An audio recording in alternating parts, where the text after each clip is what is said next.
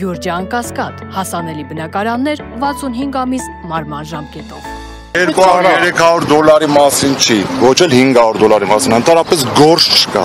Մեր գործը հիմա գալիս անենց, որ մեր մեքենաները ստեղից արտանում կատարելիս, Վրաստանում պահում են գեզի տերմինալում, հիմա 100-ից 150 մեքենա այնտեղ կանգնած է տարբեր բեռներով,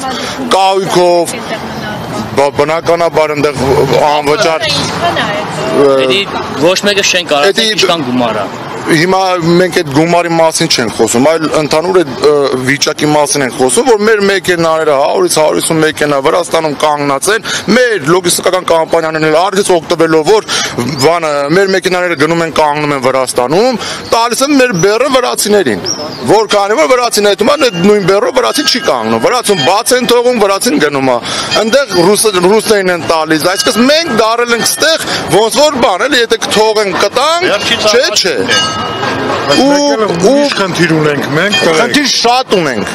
շատ ունենք, հիմա այս պայն ոնց որ ասած, որը որ հիշում ենք, որը որ մեր խելքով կարում ենք խոսանք, այդ ենք բարձրաձայնում, բայց լիքստը խնդիրներ կա այս ոլորտում, որ բաց թողի վիճակում է, այս պայն դուրսապ, ու չկա մի կազմակերպություն, մենակ ինձ թվում է լավ աշխատում հարկայինը։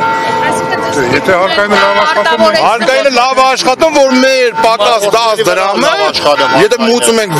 10 դրամ պակաս ենք մուծում, այդ 10 դրամը հետևից գան, այդ կոպեկ առ կոպեկը։ Այո, չենք տեսել։ Այդ նույն վրացական